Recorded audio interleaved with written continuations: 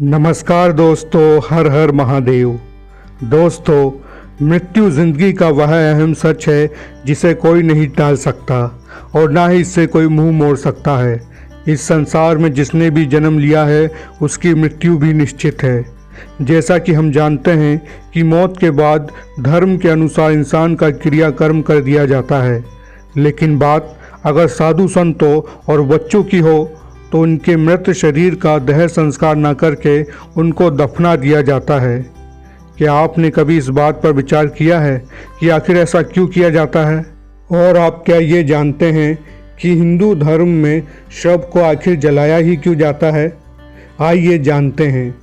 हमारे धर्म में बताया गया है कि अग्नि एक प्रवेश द्वार है जिसके माध्यम से कोई भी आध्यात्मिक दुनिया में प्रवेश कर सकता है। साथ ही हिंदू धर्म में ये भी मान्यता है कि अंतिम संस्कार वास्तव में शरीर से अलग होने का एक रूप है। इसमें जब शरीर को जला दिया जाता है तो आत्मा को शरीर से कोई लगाव नहीं होता है। ऐसे में वह शरीर को आसानी से छोड़ देती है और आध्यात्मिक दुनिया की ओर चली जाती है और मोक्ष प्राप्त करती है। इसलिए दाह संस्कार किया जाता है। पुराणों में बताया गया है कि साधु संतों को मृत्यु के बाद दफनाना चाहिए, क्योंकि साधु संत अपनी कठोर तपस्या और आध्यात्मिक प्रशिक्षण के बल पर अपनी शरीर की सभी इंद्रियों को नियंत्रित कर लेते हैं और मोह माया, काम, क्रोध, लोभ आदि पर विजय प्राप्त कर लेते हैं।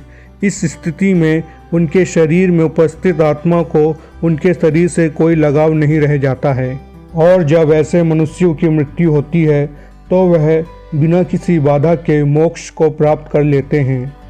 इसलिए साधु संतों को कमल के पुष्प की भांति बैठाकर दफना दिया जाता है। आइए अब जानते हैं कि जब एक नवजात शिशु हिंदू धर्म में मर जाता है तो उसे क्यों दफनाया जाता है।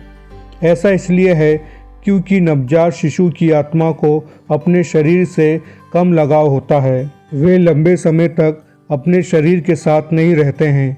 यही कारण है कि उनका अपने शरीर के साथ मोह माया जैसे लगाव नहीं होते और वह कर्मों के बंधन में भी नहीं बंधते और वह अपने शरीर को बड़ी आसानी से छोड़ देते हैं। इसके विपरीत मनुष्य जैसा जैसा बड़ा होता जाता है और मोह माया में बंधता जाता है, वैसे वैसे शरीर में मौजूद आत्मा को शरीर से मोह होने लगता है और मृत्यु के बाद वह उस शरीर में तब तक दोबारा प्रवेश करने की कोशिश करती है जब तक मृतक शरीर को जला न दिया जाए। यही कारण है कि हिंदू धर्म में नवजात शिशुओं और संतों और पवित्र पुरुषों को उनकी मृत्यु के बाद दफनाया जाता है। आपको बता दें कि हिंदू धर्म में दो मूल सिद्धांत आत्मा का पुनर्वास और पुनर्जन्म माना गया है। ये नियम उसी पर आधारित है। अब आप जान सकते हैं कि किसी युवा या बूढ़े व्यक्ति के शरीर का अंतिम संस्कार करने के बाद उस अवशिष्ट शरीर से उस आत्मा का लगाव समाप्त हो जाता है। हालांकि नवजात शिशुओं के समय में इसकी आवश्यकता नहीं होती है, क्योंकि आत्मा शरीर से जुड़ी नहीं है।